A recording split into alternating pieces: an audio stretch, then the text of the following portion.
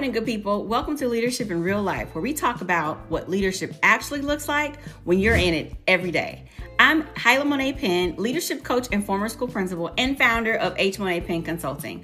I help leaders who feel stuck balancing their people, their workload, and their performance expectations learn how to lead with both empathy and accountability so they can build strong teams and get results without burning out.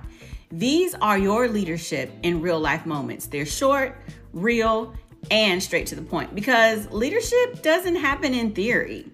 It happens in real time, in real life. So let's get into it. So I want to say something that might challenge you a little bit. If you're struggling to lead your team right now, and let me just say it is okay if you are, it's not just about your team. It's honestly about how you're leading yourself. And now I know that might not be what you want to hear because it's always easier to look at your team's performance, their consistency, their accountability. But I want you to consider this. You're asking your team to be clear on priorities, but you're juggling 10 things and haven't actually decided what matters most. You're asking your team to take ownership, but they keep coming back to you because you're always stepping in to fix things for them instead of coaching them to solve their own challenges. You're asking for consistency, but your expectations shift day to day, every day, because maybe the pressure you're getting from your higher ups, or maybe you're responding to what's happening in the moment. And then at the end of the day, you're thinking, why does this feel so hard? Why can't my team just step up? So again, I want to tell you, that's not just a team issue. That's actually a self-leadership gap with you. And this self-leadership gap is one that all leaders have to learn to close in order to be most effective. So it's okay if you haven't closed your self-leadership gap yet. This self-leadership gap, though, is one that many leaders get wrong because we often misdiagnose the problem. We think, my team just isn't strong enough, or other people need to take more accountability. Or you may wonder and think nobody's taking initiative, but your self-leadership challenges are often causing the team issues, even when you surely don't mean for that to happen. So you may be wondering, okay, Hyla, what do you mean by self-leadership? Self-leadership is how you manage your time, your priorities, your energy, and your responses. And the areas that I see most leaders struggle with are concerning their time. They find themselves reacting all day instead of leading with intention.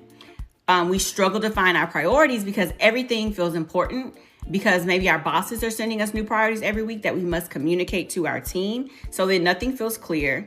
Nothing is clear. With our personal energy, that's a challenge because we're often showing up drained, which impacts our decision making and often our tone and communication. And then we struggle with our responses because we're always operating in constant reaction instead of intentional leadership.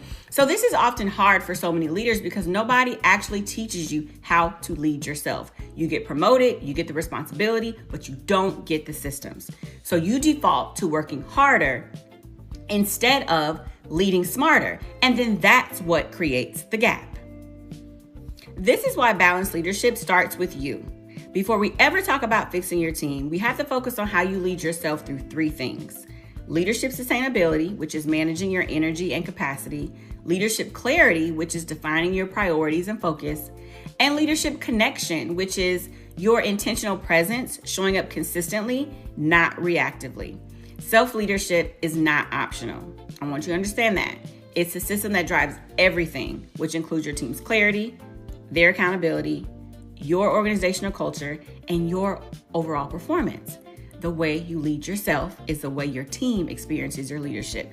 So if you're leading from chaos, your team will operate in chaos. If you're leading with clarity, your team will move with clarity. So here's how I want you to start this week. I want you to do a quick self-leadership audit. Ask yourself, where am I out of alignment right now? Is it my time and how I'm spending it?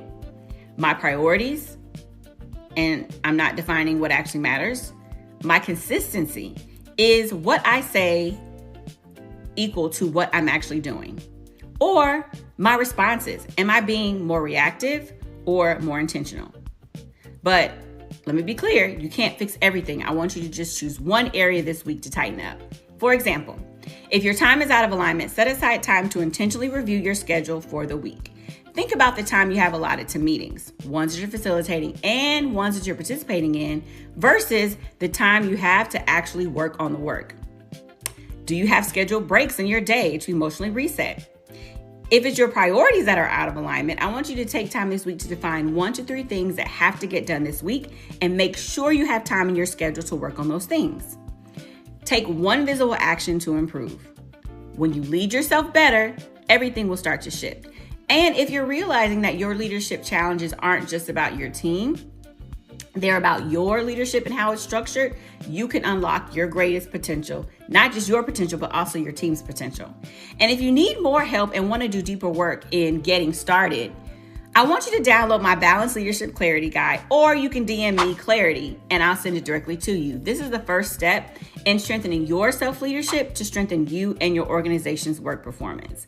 We got to build your leadership from the inside out, and it starts with you. I mean, you are the leader, so there you go. All right, y'all, I want you to remember to lead with heart, lead with strategy, and build a leadership that lasts. I will see you in the next Leadership in Real Life moment. Peace.